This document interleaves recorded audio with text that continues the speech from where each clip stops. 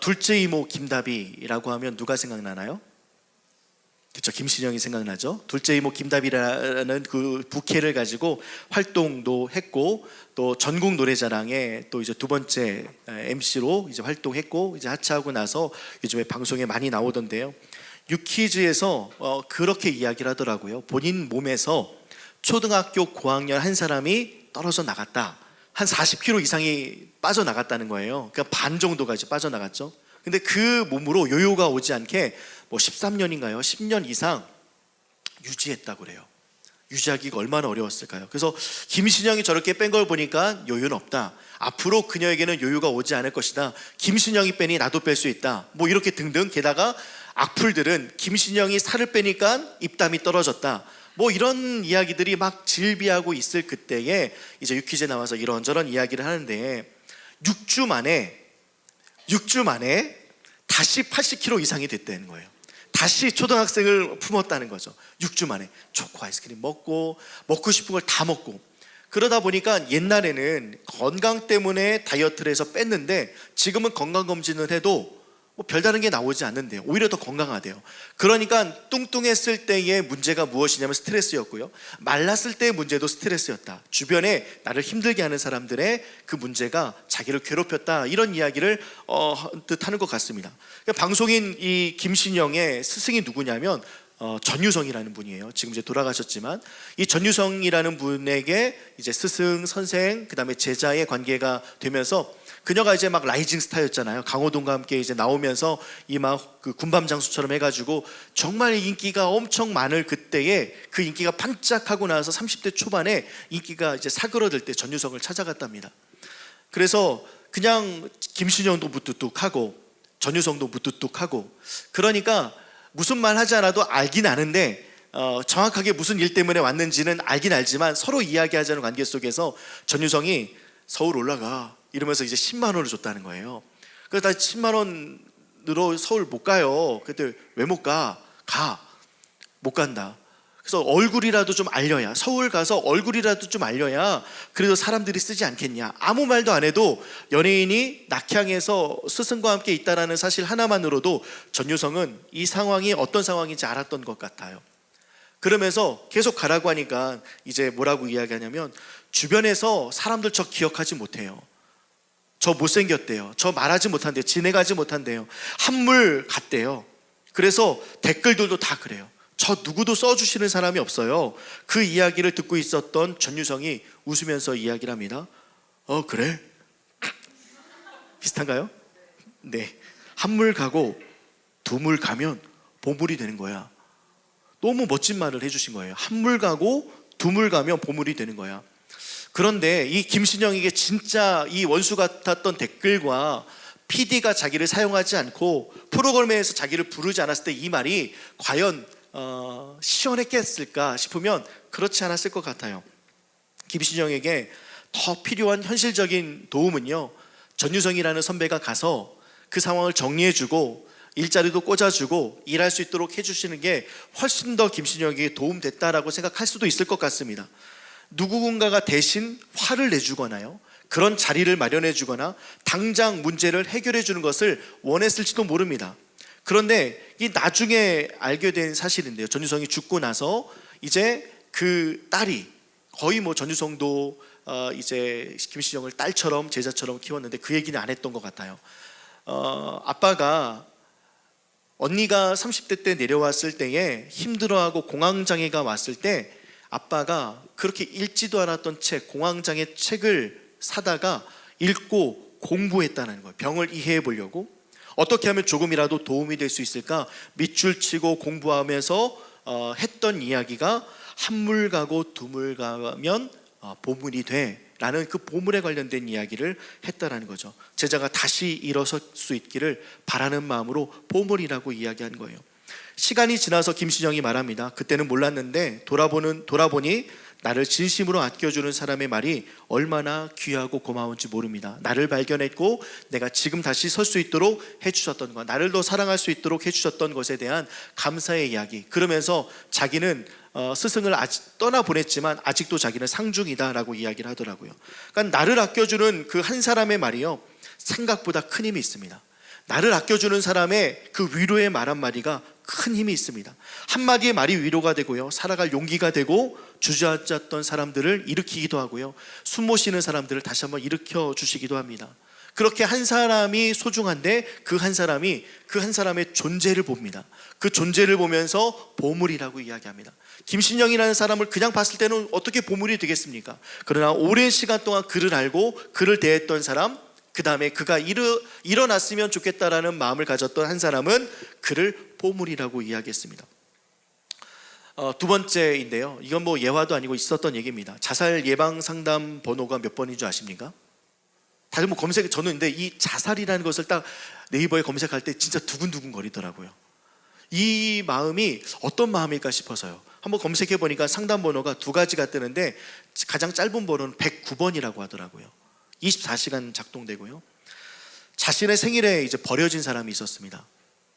그래서 자기의 생일을 저주했고요, 주변에 그 생일을 아는 사람은요, 기관에 속해 있는 사람 외에는 아무도 없었습니다.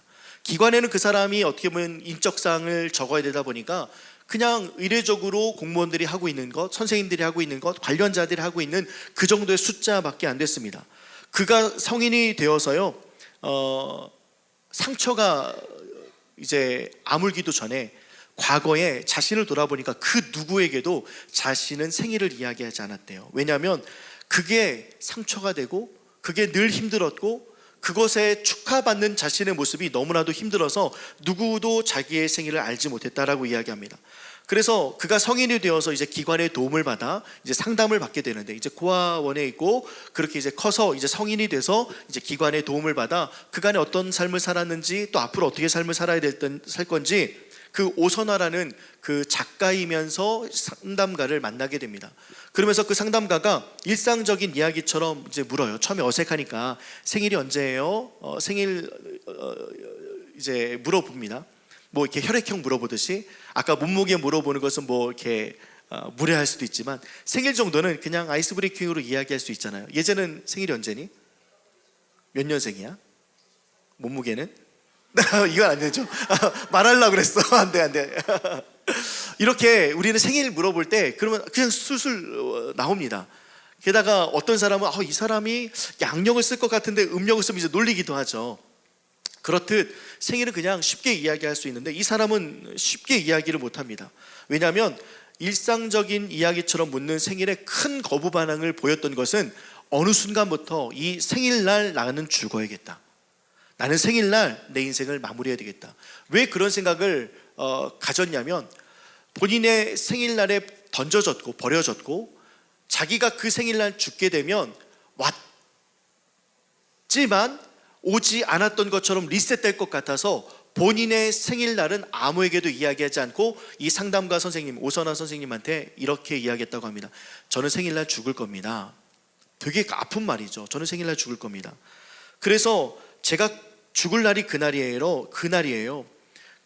그렇게 너무 가슴 아픈 이야기를 들었던 그 선생님이 충격적인 말을 듣습니다. 자신이 태어나던 날을 저주하던 그날에 죽음을 결심하던 그에 대한 이야기인데요, 다리 위로 올라갔습니다. 죽기 전에 아무래도 다리 위에는 그런 공중전화기 있지 않습니까? 자살에 관련된 공중전화기. 그 전화기에 수화기를 들어서 자기가 왜 죽었는지에 대한 이야기를 해야 될 것 같은 거예요. 왜냐하면 시신이 발견되더라도 그날인지 다른 날인지, 다른 날이면 안 되잖아요. 그날 죽었고 그날 생일날 죽었다는 것을 알려야 되는데, 다리에서 떨어져서 물에 잠기면 수색하는데 얼마나 걸릴지 모르니까 이게 추정적인 시간이지 언제 죽었을까에 대해서는 사람들이 모를 것 같으니까 전화해서 남겨야 되겠다 해서 전화를 걸었답니다. 그래서 선생님, 저 오늘 생일이에요. 태어난 날 죽으려고 합니다. 이렇게 하면 저는 이 땅에 왔지만 오지 않은 것처럼 될 것 같아서 오늘을 선택했습니다 라고 했습니다. 만약에 여러분들이 그 소식을 들었던 109 전화기를 넘어서 이야기를 듣고 있는 선생님이라면 어떤 말씀을 해주실 것 같아요? 생일이세요? 생일이시구나. 너무 생일 축하해요. 생일 축하합니다. 이렇게 노래를 불러줬다는 거예요.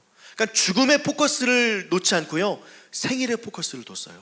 그러니까 그 사람이 이 이야기를 듣고요, 오늘 내 생일이구나, 저주로만 여겨졌고, 누군가에게는 행복한 일이어서 그걸 볼 때마다 저렇게 기쁘고 행복했던 사람을 저주하고 원수와 같았던 그 사람이 그렇게 부글부글 끓었던 자신의 마음을 내려놓고 생일날 처음으로 생일 축하의 노래를 들었을 때 너무 행복하더래요. 그래서 죽기를 멈추고 다시 오선아 선생님을 만나서 그 이야기를 나눴다고 합니다. 처음 들어보는 축하에 모든 감정이 녹았고 살 이유가 생겼다. 그 사람도 이 태어난 것이라는 그 존재, 너가 그냥 태어난 것 자체가 너무 행복해, 처음 보는 사람이 온 마음을 다해서 노래를 불러주었을 때 그가 살아났습니다. 이 두 가지 케이스 안에 무엇이 보이나요? 한 사람 한 사람의 그 존재의 아름다움을 보기 시작합니다. 너는 보물이야. 태어나서 감사해. 태어나서 너무나도 기뻐. 너가 이 세상에 태어나서 너무나도 행복해. 그래서 우리 교회에서는 당신은 사랑받기 위해 태어난 사람, 이렇게 우리는 축복해주며 부르지 않습니까? 생일을 축복하고 태어난 날을 축복하고 그 다음에 모든 사람들이 이 축하받은 기쁨 속에 매일을 살아갈 수 있는 힘을 얻듯이요, 이 두 사람이 들었던 것은 존재에 대한 축복이었고 존재에 대한 사랑이었습니다. 오늘 본문 말씀 이렇게 시작합니다. 12장 19절 같이 우리 한 목소리로 읽겠습니다. 시작. 내 사랑하는 자들아,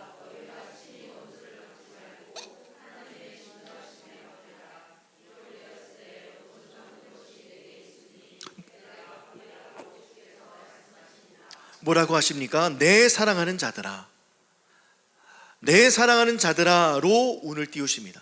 하나님께서 내 사랑하는 자들아. 김신영도 보물이 아니었습니다. 김신영도 누군가의 댓글에는 죽어라, 재미없다, 못생겼다, 뚱뚱하다, 살 뺐더니 뭐했다, 막 기타 등등의 악플들이 많았습니다. 그런데 전유성은 보물이야.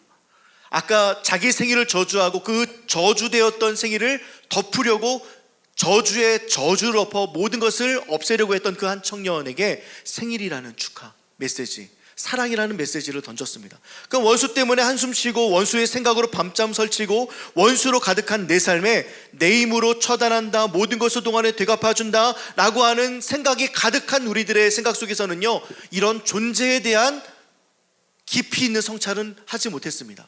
그러니 혼자 설 수 없는 거예요. 누군가가 옆에 있어줘야 됩니다. 가장 소중한 사람, 가장 그 소중한 사람으로 듣는 그 한마디의 언어가 그를 살렸던 것처럼 우리 주님께서는 그 한 사람이 되셔서 여러분들에게 말씀하십니다. 내 사랑하는 자들아. 사랑이라고 이야기합니다. 원수에 대해 이야기할 때 그 원수에 집중하지 않고 사랑에 집중합니다.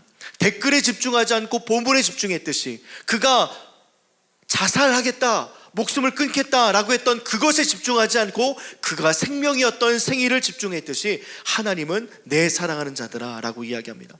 하나님께서 사랑의 선언을 하시면서 말씀하시는 겁니다. 그래서 예수께서 원수된 너희를 위하여 죽어주신 그 사랑을 기억할 수 있도록, 우리가 어떤 존재인지를 기억할 수 있도록, 원수와 우리는 마주하고 있습니다. 우리는 힘든 일을 경험하고 있습니다. 그 사람만 생각하면 힘들고요, 막 갈아 마시고 싶기도 하고 또한 때로는 찢어 죽이고 싶기도 하고 어떻게 할 수 없는 그 비명을 지르고 내가 비명을 질렀던 것 이상으로 비명 지르게 만들고 싶은데 우리 주님께서는요, 거기에 집중하지 않으시고 어떤 것에 집중하시냐? 사랑하는 자들아, 사랑하는 너희요, 내 사랑하는, 우리 한 사람의 이름을 불러주시면서 사랑하는 자들아, 나는 너를 존재로 사랑한다, 있는 모습 그대로 사랑한다, 사랑으로 덮고 해결하는 것은 내 전문이야 라고 하면서 하나님의 사랑으로 덮어주시는 그 놀라운 은혜를 봅니다.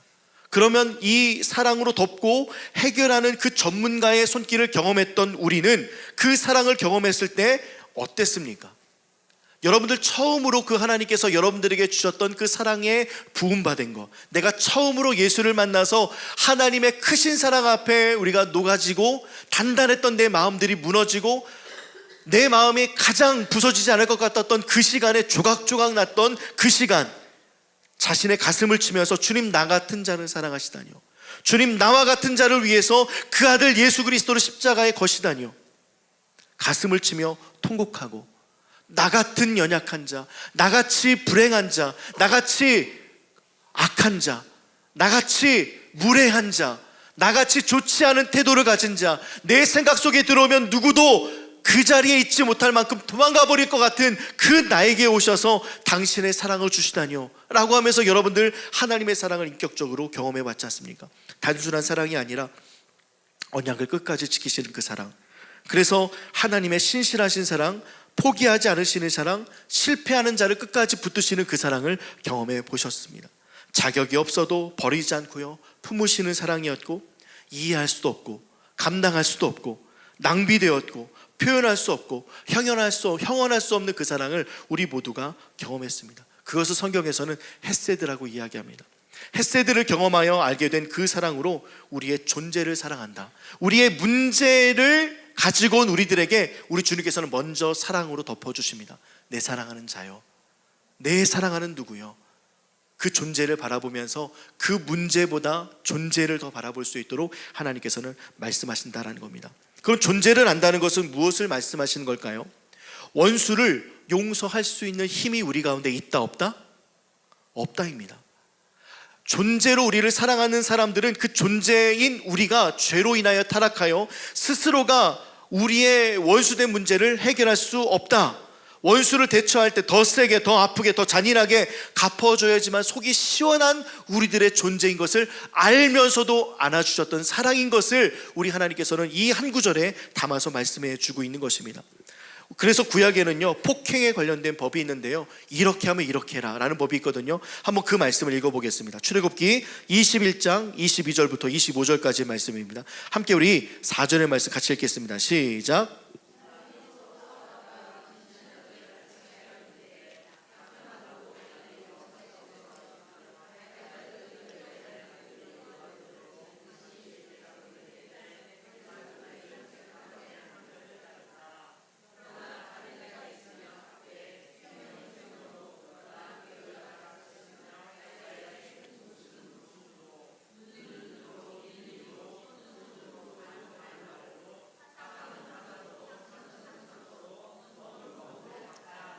이렇게 폭행에 관련된 법입니다.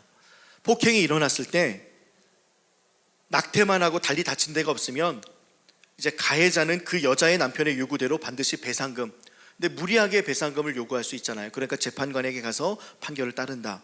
그러나 여자가 다쳤으면 가해자는 목숨으로, 만약에 죽었다면 죽여야 되고, 눈은 눈으로, 이는 이로, 손은 손으로, 발은 발로, 화상은 화상으로, 상처는 상처로, 멍은 멍으로 갚아야 한다라는 하나님의 율법이 있습니다. 레위기에도 이와 같은 말씀이 있거든요. 레위기 24장 19절부터 20절 말씀입니다. 같이 읽겠습니다. 시작. 사람이 만일 그의 이웃에게 상해를 입혔으면 그가 행한 대로 그에게 행할 것이니 상처에게는 상처로, 눈에는 눈으로, 이는 이로 갚을지라. 남에게 상해를 입힌 그대로 그에게 그렇게 할 것이며. 똑같이 나오죠. 또한 신명기에도 이와 같은 말씀이 반복됩니다. 모세오경은 창세기, 출애굽기, 레위기, 민수기, 신명기예요. 지금 우리가 보았던 것은요, 출애굽기와 레위기였습니다. 이제 신명기 마지막입니다. 이 말씀이 아마 이스라엘 백성들에게 좀 크게 와닿았을 것 같아요. 19장 20절입니다. 시작. 내 눈이 긍휼히 여기지 말라. 생명에는 생명으로, 눈에는 눈으로, 이에는 이로, 손에는 손으로, 발에는 발로니라. 뭐라고 되어 있습니까? 동정하지 말아라. 생명에는 생명인데 그 생명을 뺏을까 말까 동정하지 말아라. 눈에는 눈으로, 그 눈을 빼내야 되는데 긍휼히 여기지 말아라. 이는 이로 해결해야 되는데 긍휼히 여기지 말아라. 손은 손으로 해결해야 되는데 긍휼히 여기지 말아라. 발에는 발인데 긍휼히 여기지 말아라. 봐주지 말라라고 읽혀지는 것 같습니다. 왜냐하면 3번이나 말씀하고 계시고 점점점 증가해서 마지막에 신명기 말씀, 모세오경의 끝에 내 눈이 긍휼히 여기지 말아라. 그 사람 동정하지 마. 그 사람 봐주지 마. 눈에는 눈, 이에는 이, 그렇게 해야 돼 라고 말씀하는 것 같습니다. 그래서 이 모세오경을 순서대로 읽고 묵상했던 유대인들은요, 이 같은 말들이 반복되니까 확장으로 해석을 하며 그 말씀을 의지하여 그들은 돌을 들기 시작합니다. 분이 나면 돌을 듭니다. 게다가 우리 알고 있는 것처럼 한 여인이 광장에 끌려 나왔습니다. 벗겨진 채로 광장에 끌려 나왔습니다. 돌을 들어 치려고 합니다. 그때 예수께서 뭐라고 하시냐면 누구든지 먼저 죄 있는 자가 돌로 쳐라라고 이야기합니다. 그런데 재미있는 사건은요, 그 여인 혼자 어떻게 가늠합니까? 그 여인 혼자 가늠을 못합니다. 남자도 데려왔어야죠. 남자도 데려와서 무릎 꿇기고 홀딱 벗긴 상태로 망신을 줬어야죠. 근데 남자는 없습니다. 그러니까 이 확대 해석된 법으로 인하여서 약한 자를 돌로 들어 치려고 하는 그런 아주 나쁜 습관과 법들이 그들에게 생겼던 것입니다. 내 눈이 긍휼히 여기지 말라, 분노하고 동정하지 말고 봐주지 말라. 그러니까 돌을 듭니다. 그런데 하나님께서는요, 같은 말씀을 반복했던 것은요, 우리가 복수나 원한 갚는 것, 파괴하고 부러뜨리는 일에 능한 사람들이기 때문에 이것을 제한하려는 목적이 큽니다. 그래서 하나님께서는 여기까지야 선을 그어준 겁니다. 너희가 여기까지야, 여기까지 넘으면 안 돼, 여기까지 그 사람을 해하면 안 돼라는 그 선입니다. 마지노선이에요. 그 선을 지키라는 겁니다. 그 잠언 말씀과 예레미야에서 말씀해 보면 그 선을 지키는 자연의 모습이 등장하거든요. 한번 그 자연이 어떤 선을 지키는지 살펴보면 좋겠습니다. 잠언 8장 29절입니다. 시작. 바다의 한계를 정하여 물을 명령하여 거스르지 못하게 하시며 또 땅의 기초를 정하실 때에 바다의 한계를 정하셨습니다. 그래서 물이 그것을 넘지 못하도록 하나님께서는 명령하셔서 그 선을 넘지 못합니다. 예레미야서에서는요 더 명확하게 이야기합니다. 함께 읽겠습니다. 시작. 여호와의 말씀이니라. 너희가 나를 두려워하지 아니하느냐? 내 앞에서 떨지 아니하느냐? 내가 모래를 두어 바다의 한계를 삼되 그것으로 영원한 한계를 삼고 지나치지 못하게 하였으므로 파도가 거세게 이나 그것을 이기지 못하게 하며 뛰노나. 하나님께서 한계를 두셨습니다. 자연은 그 한계 속에 살아갑니다. 자연은 그 한계 속에서 우리에게 좋은 것들을 제공합니다. 하나님께서 주신 그 선을 지킬 때에 우리에게 좋은 것을 제공해 주는데 우리는 하나님의 명령도 지키지 않습니다. 우리는 하나님의 명령인 것을 지키기보다는 누군가가 더 아파야 됩니다. 누군가가 더 힘들어야 됩니다. 내가 비명 질렀으면 그 사람은 조금 1이라도 큰 데시벨을 토해내야 되만 합니다. 내가 누군가를 아프게 만들 수 있다면 보복으로요, 그 사람은 더 아파야 됩니다. 팔을 다치게 하더라도 내가 받았던 아픔보다 더 아프게 그 사람을 재판해야 됩니다. 누군가 자녀가 다쳤습니다. 그 자녀가 아프다면 내 자녀가 아픈 것 보지 못하여 다른 사람의 자녀를 더 아프게 만들어야지 속이 시원합니다. 복수의 마음으로 불타오르고 죄된 우리들의 모습이 그와 같다는 겁니다.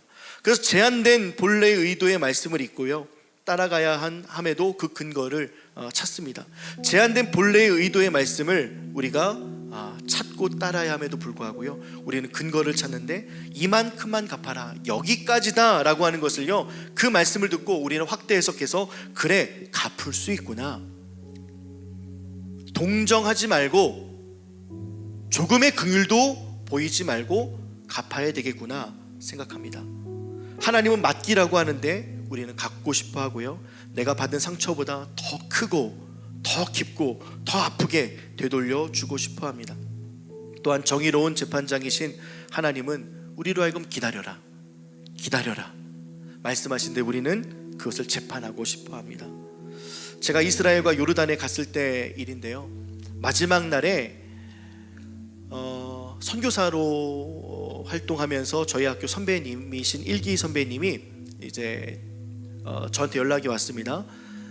지금 어디쯤에 있으며 자기랑 가까운 곳에 있으면 한번 방문해서 과일도 좀 주고 꿀도 좀 주면서 함께 이곳에 있었던 그 선교의 이야기를 좀 나누고 싶다. 그래서 교수님한테 말씀을 드리니까 교수님이 오케이를 하셔서 기다리고 있는데 시간이 좀 남았습니다. 그래서 몇 사람들과 함께 시청에 나갔거든요. 시청에 나갔더니 사람들이 뭐 군데군데 이제 막 모이기 시작합니다.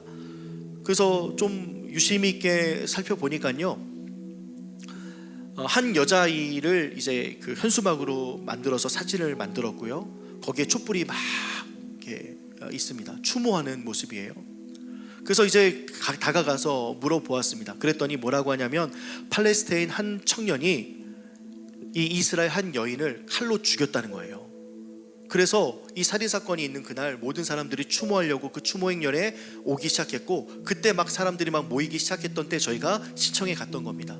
그랬더니 사람들이 막 웅성웅성 거리고요, 흐느끼는 소리도 있었고요, 막 가슴을 치면서 통곡하는 사람도 있었습니다. 그러고 나서 많은 인파가 너무 몰리고 있어서 안 되겠다 싶어서 다시 숙소로 돌아갔습니다. 그리고 나서 한참 동안 선교사님을 기다리는데 안 오시는 거예요. 전화해도 안 되고요. 그래서 그냥 빈말이었나 보다라고 넘기려고 숙소에 있는데 그제서 연락이 이제 왔습니다. 방 이제 번호로요. 내려가서 이야기를 들었는데 본인이 팔레스타인 자치구에 살고 있고 그 사람들을 위해서 선교하고 있는데 이스라엘 경찰이 그 여자를 죽인 한 남자를 건물에 특정했습니다. 이스라엘의 정보는 대단한 거 아시지 않습니까? 그 남자는 분명 그 건물에 있었습니다. 그러면 그 남자만 색출하면 되잖아요. 그 남자만 데리고 오면 되잖아요. 그 남자만 체포하면 되잖아요. 그 건물을 다 박살냈습니다. 그 건물을 주저앉혔습니다. 그래서 차가 지나가지 못해서 그 더미를 치우느라, 그러니까 이스라엘 사람들의 모습이 그렇다고 이야기 들었습니다. 그 사람을 본 자, 그 사람과 인사한 자, 그 사람에게 호의를 받은 자, 모든 사람을 다 죽여야 된다. 얼마나 끔찍합니까? 우리가 조금 전에 읽었던 하나님의 말씀을 그렇게 확대 해석하고 있는 이스라엘 사람들, 그런데 우리는 이렇게 확대 해석하고 있는 이스라엘 사람들처럼 이스라엘은 욕하고 잘못됐다라고 하지만 우리의 분노와 우리의 화는 그래도 괜찮아 라고 생각하는 것 같습니다. 이만큼 갚아라, 그래 갚을 수 있구나 라고 생각하는 인간의 본성을 풀어놓은 결과의 모습을 조금 전 제가 경험했던 것을 말씀을 드렸는데, 우리도 마찬가지입니다. 우리도 당하면 되갚아줍니다. 이스라엘만의 문제일까요? 아니면 우리 그냥 인류, 죄된 인류의 그냥 고장으로 봐야 될까요? 그래서 우리 주님께서는 복음으로 살아갈 수 있도록 이 말씀을 주십니다.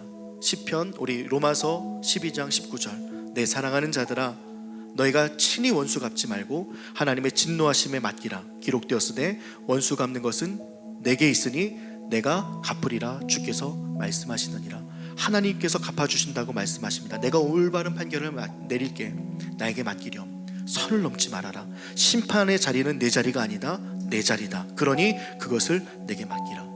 긍휼의 방향성에 대해서 말씀하십니다. 긍휼의 방향은 원수에게 사랑으로, 내가 너에게 했듯이, 내가 너에게 사랑의 이름으로 불러주었듯이 긍휼의 방향은 원수에서 사랑으로다. 그 원수에서 사랑의 방향으로 자격 없는 자에게 사랑으로 베풀어 주셨던 예수님의 방향이 이렇게 흘러갔으니 너희도 이와 같은 모습으로 살아가면 좋지 않겠니? 그런데 여러분들 이게 쉽습니까? 이게 정말 말처럼 쉬운 게 아닙니다. 내 가족을 건드리고 내가 당했던 일들을 생각하면요 쉽지만은 않습니다. 저 20대 때 군대 가서 그러는데 화장실에서 제가 제 1년 선임을요, 겁도 없죠, 2등병 때요, 옆구리를요 죽어라 때렸습니다. 입 틀어 맞고요. 근데 놀라운 거 갈비뼈가 안 부러지더라고요. 그 갈비뼈 강합니다. 갈비뼈 맞고 다친 사람은요 진짜 아프게, 진짜 제가 미친 듯이 때렸어요. 2등병 때요 상병에게 야 콩콩 냠냠냠냠 이렇게 했겠습니까? 못 견뎌요. 견디기 어렵습니다. 근데 제가 그때 깨달은 것은 무엇이냐면, 하나님께서 이렇게 하고 나서 제가 하나님 앞에 예배하러 갔을 때 너무 힘들었습니다. 물론 잘 해결됐어요. 왜냐하면 그 친구가 강북에서 약간의 그 어깨 생활을 하다 왔대요. 근데 이 왼쪽 팔에 문신이 있는데 거미가 없는 문신이에요. 얼마나 아팠으면 거미 줄만 그렸겠습니까? 찌질한 애예요. 그냥 막 건덩건덩 거리는 애였겠죠. 그러니까 저 같은 그냥 샌님 같은 사람에게 맞았겠지. 거미가 없어요. 평상수 병장이라는 사람이 늘 놀립니다. 거미는 어디 갔어? 스파이더맨 거미는 어디 갔어? 그 정도의 사람이지만 이 친구가 강북에서 좀 놀았다고 이야기했던 터라 제가 용기 있게 좀 재치를 발휘해 이야기합니다. 나 너한테 앞으로 잘할게. 때려놓고 밤에 야간 한 새벽 한 3시 정도 나 너한테 잘할게. 너 이거 맞았다고 이야기하면 너 군생활 꼬인다. 나 같은 사람한테 맞았다고 군생활 꼬인다. 가스라이팅 시작했습니다. 그랬더니 얘가 알겠대. 그래서 잘 해결됐습니다. 만약에 그렇지 않았으면 영창 갔겠죠. 분노하고 막 이랬던 시간들 기억이 나요. 그래서 교회 갔는데 이게 얼마나 부끄럽고 얼마나 마음이 힘든지요 좀 오래 갔습니다.